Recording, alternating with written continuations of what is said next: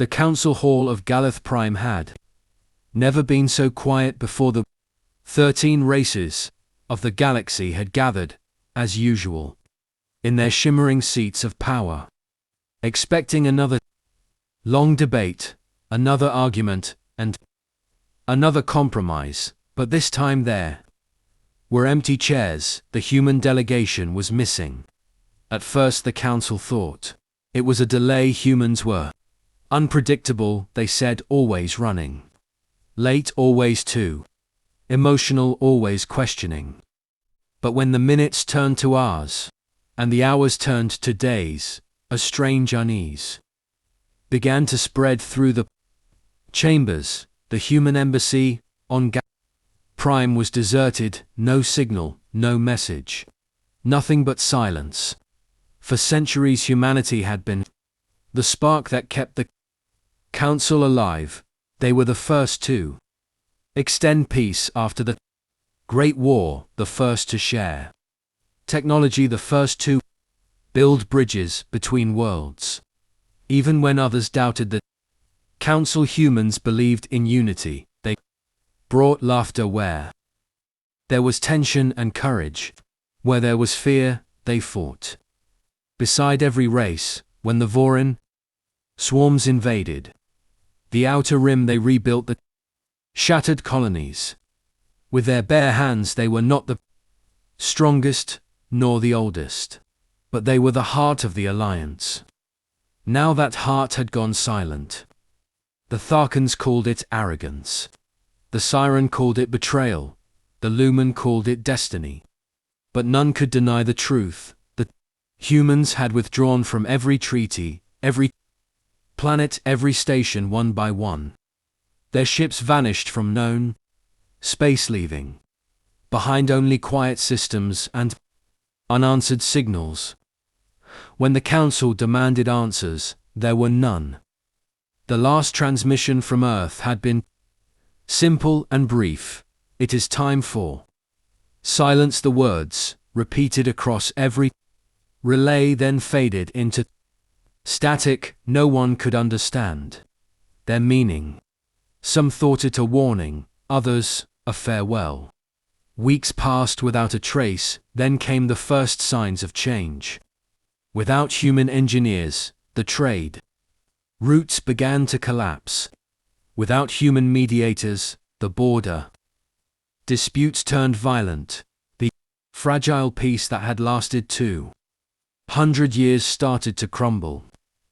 Bitterness returned to the council halls as blame filled the air, but the seats once held by humanity remained empty, silent, like ghosts watching from afar. And somewhere far beyond the mapped stars, where no beacon reached, humanity watched and waited. They had not vanished completely, they had simply chosen to let the galaxy learn what it had forgotten. Months turned into years, and the council began to fracture. The old alliances, built on human trust, could not hold without their guiding presence. The Tharkans closed their borders. The Siren withdrew their diplomats.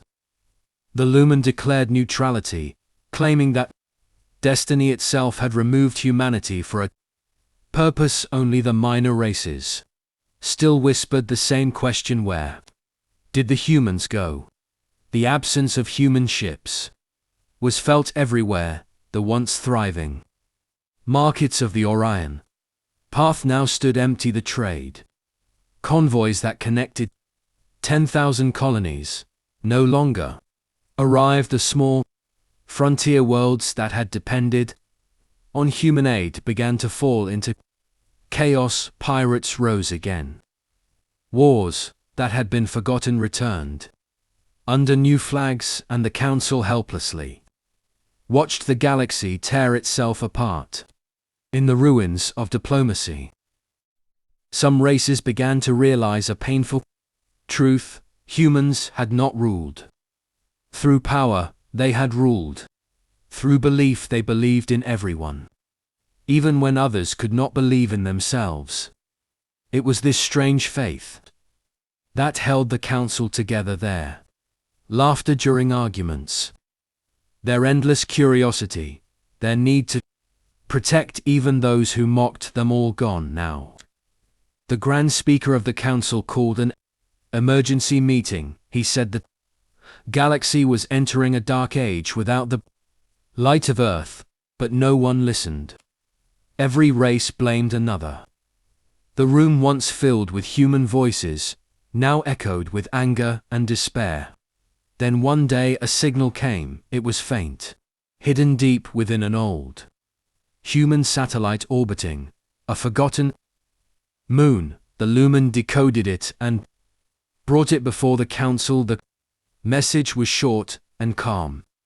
Said, "You have learned nothing." The council dismissed it as a hoax, but a few wise ones knew better. Humanity had left, not in anger, but in disappointment.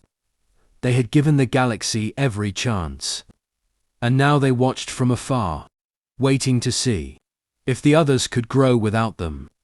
The Tharkans tried to replicate human technology, but failed.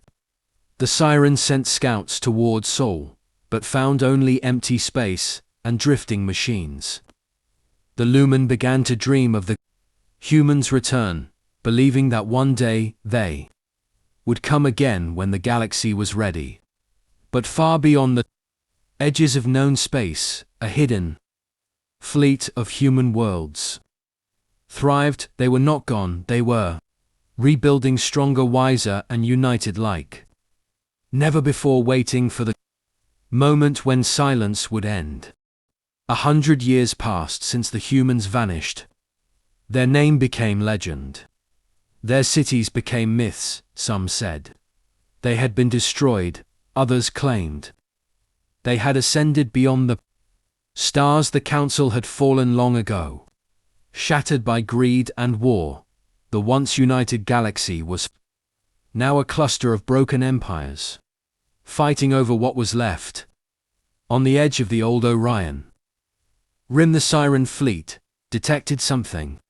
A massive energy wave moving across the void. It was not a weapon, not a natural storm.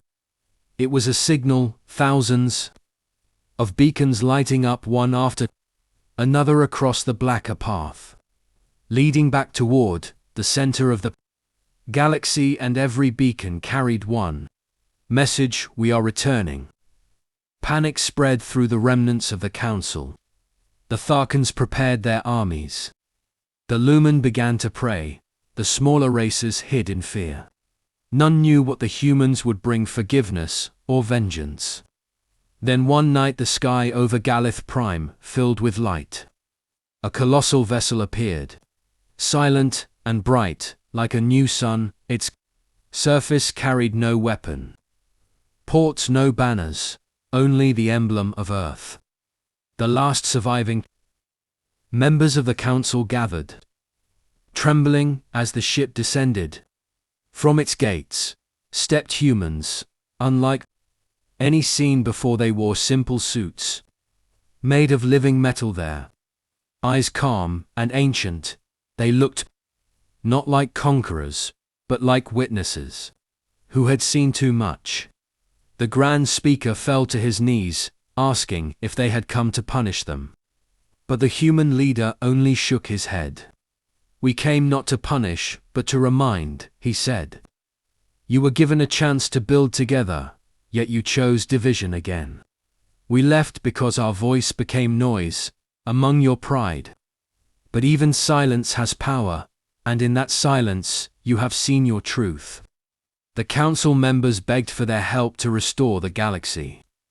The human leader gazed across the ruined city and replied, "We will help only if you can stand beside us as equals, not as subjects. You once called us weak. Now you understand that strength was never in war, but in unity." With that, the humans extended their hands and light spread across the hall, rebuilding what was broken. They had returned not as saviors nor rulers, but as teachers, and the galaxy learned once more that the quietest strength is often the one that changes everything. And so humanity spoke again. Not with words, but with action, reminding all that silence too can shape the stars.